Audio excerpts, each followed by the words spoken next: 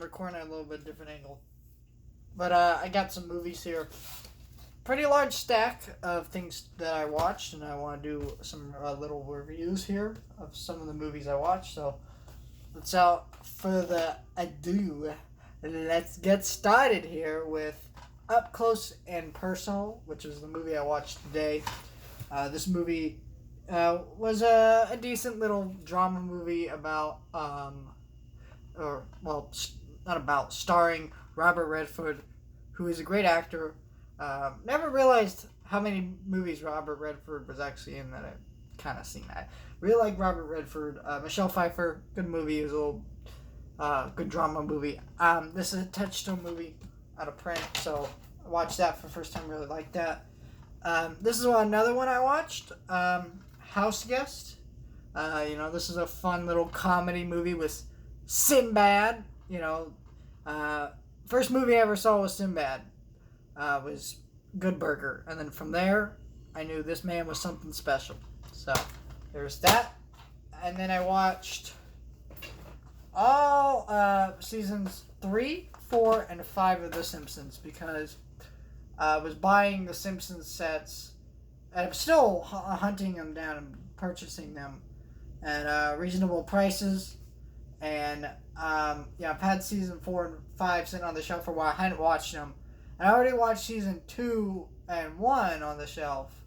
But the reason I didn't watch them is I want to watch them all in order and kind of have like a fresher perspective.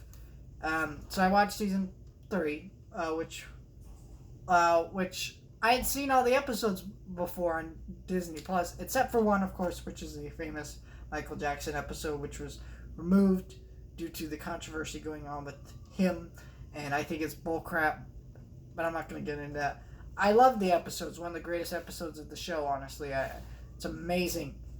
They could have advertisements saying, we have every episode of the show, every episode of The Simpsons, right? Every single one. But instead, they'd rather not do that just by, just because they won't put one episode. It's not like they're missing multiple episodes. They're missing one. And it's not rights issues or anything. They are in complete control over those episodes. But I digress. It's irritating. But, season 4 was great. I forgot how many classic episodes were in season 4. Same with season 5. But yeah, great season of the show. Adored watching those again.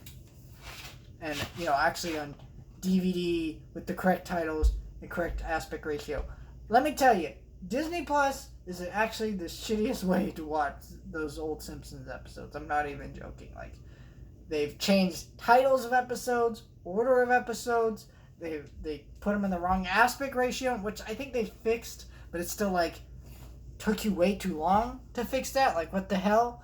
All kinds of other stuff. It's just, they really screwed up on a lot of stuff there. If you want the to watch the show in the best way, these DVD sets are amazing.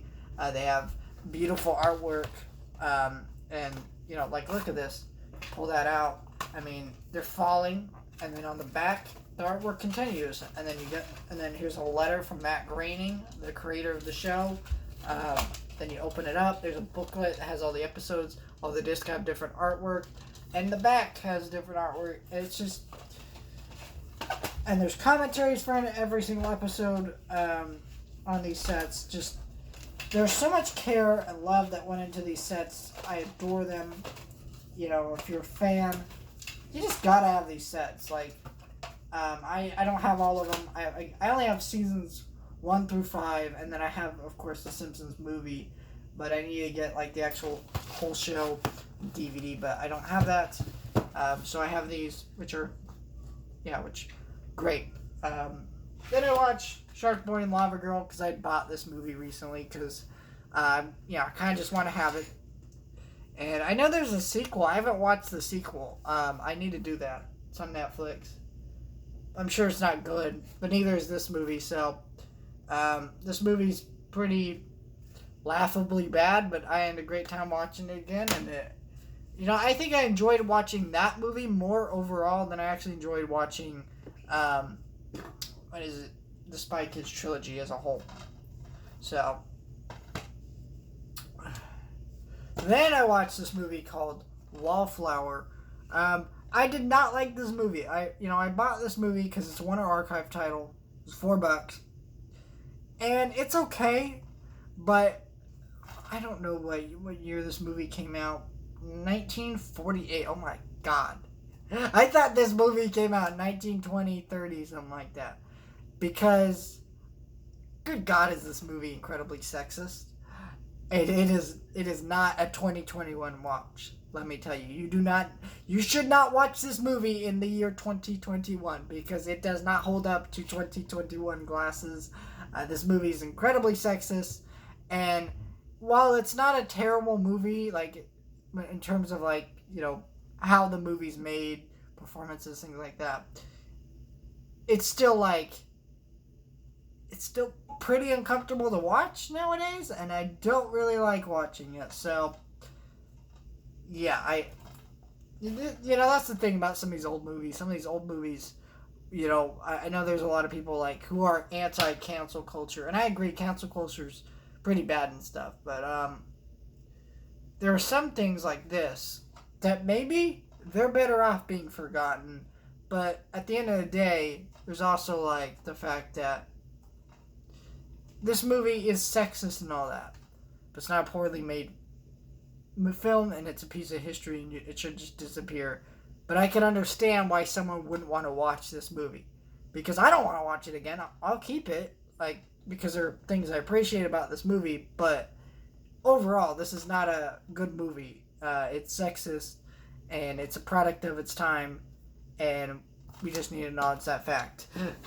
Sorry about that little spiel there. I just felt like that was necessary to state because, yeah, I was pretty uncomfortable watching it. I'm not even a woman, but it's just I can just feel the sexism towards women in it.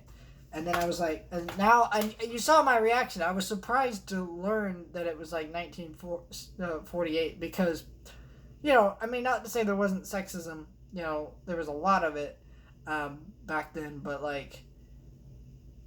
to the degree it was, I thought it was I thought it was earlier. Oh my gosh. So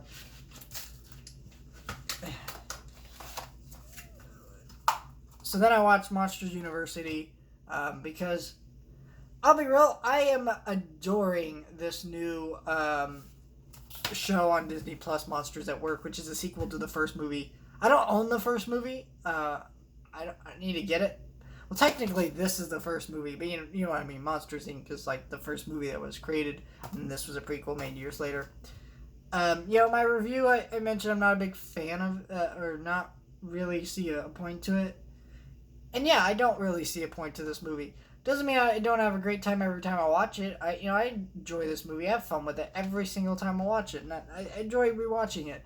Every time I rewatch it, I'm like, oh yeah, this movie isn't that bad. But in my brain, it's worse than it is because it just doesn't have a reason to exist. But I just enjoy Mike and Sully. I enjoy the characters, and yeah, I just enjoy all of that, and that's why I am enjoying this Monsters at a Work show. It's not a 10 out of 10 amazing show, but it's I just like the characters, and I'm excited to see what else they do with that show. Then I watched this movie, Firestarter, which it's based on a Stephen King book, I believe, of the same name. Didn't look this up, don't know, never read the book. I bought this over a year ago. It was $13, and for me, whenever I see a Shout Factory title at that price, I buy it because Shout Factory titles are not usually that cheap. And this was one of them that was. This is a Scream Factory, Shout Factory, same spiel. It's a horror movie, and yeah, I watched it, and it was kind of a slog. The pacing in this movie was pretty boring, and it's one of those horror movies that there's enough good here that I could see them doing a really good remake, and supposedly Jason Blum, Blumhouse Productions, is doing a remake of this movie, which I am actually excited for because I like a lot of the stuff in it, but this movie's not good, and I could see them making a really good remake of this movie. So that's kind of the stuff I watched there. That's everything So yeah, that's all I really have to say about all that.